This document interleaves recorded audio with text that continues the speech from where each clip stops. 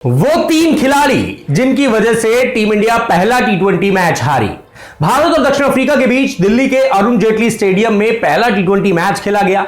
इस मुकाबले में टीम इंडिया ने पहले बल्लेबाजी करते हुए बोर्ड पर 211 रन लगा दिए थे, लेकिन इसके बावजूद दक्षिण अफ्रीका की टीम ने 212 रनों के लक्ष्य को चेज किया और पहला टी20 मैच जीत लिया। इसके साथ ही 5 टी20 मैचों की सीरीज में अब दक्षिण अफ्रीका की टीम ने 1-0 की बढ़त बना ली है। लेकिन अब सबसे बड़ा सवाल यह है कि वो कौन से 3 खिलाड़ी थे जिनके प्रदर्शन की वजह से टीम इंडिया को इस मुकाबले में हार का सामना करना पड़ा। इस वीडियो में हम आपको उन्हीं 3 खिलाड़ियों के बारे में बताएंगे, लेकिन उससे पहले कर लीजिए एक छोटा सा काम आपको क्या करना है, स्पोर्ट्स कीड़ा क्रिकेट के YouTube चैनल को कर लीजिए सब्सक्राइब, ताकि खेल जगत की लेटेस्ट अपडेट्स आपको सबसे तेज और सबसे पहले मिल सके। तो हम बात कर रहे थे उन 3 खिलाड़ियों की जिनकी वजह से भारत को पहले टी20 मैच में हार का सामना करना पड़ा। इसमें सबसे पहला नाम है कप्तान ऋषभ पंत का।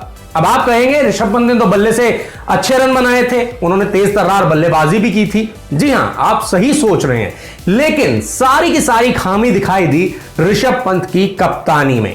पहली चीज तो यह कि वो पहले टी20 इंटरनेशनल मैच में टीम इंडिया की कैप्टनसी कर रहे थे, तो आप कह सकते हैं कि इनएक्सपीरियंस दिखाई दिया।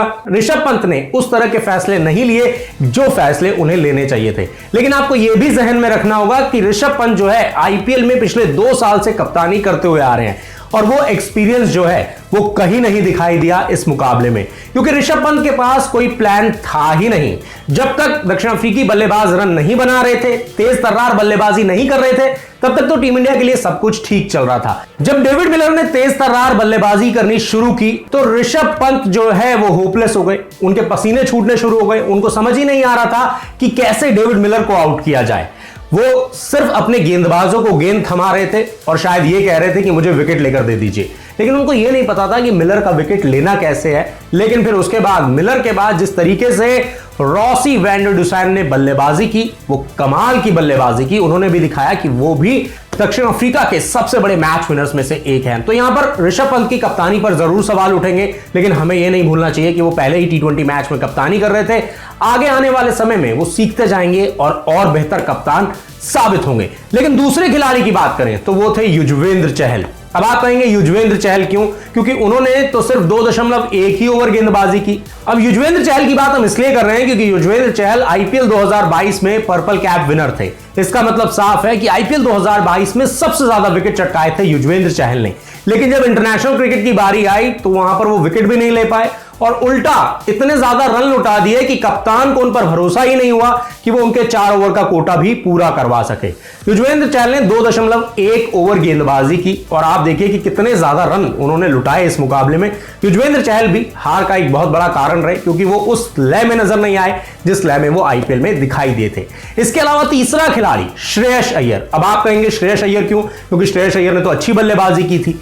ठीक है, श्रेयस अय्यर ने अच्छी बल्लेबाजी की थी, लेकिन क्रिकेट में कहा जाता है ना, पकड़ो कैच जीतो मैच। ये बहुत सही एग्जांपल है ये दिखाने का कि एक कैच जो है वो कैसे मैच का रुख पलट सकता है।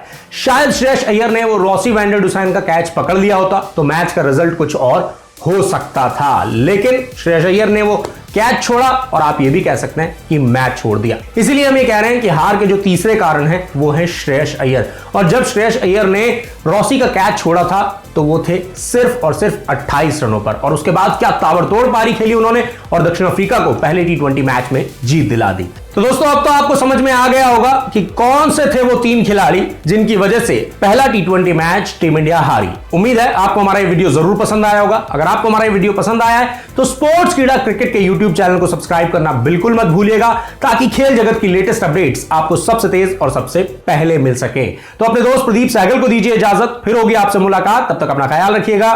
Bye bye, take care.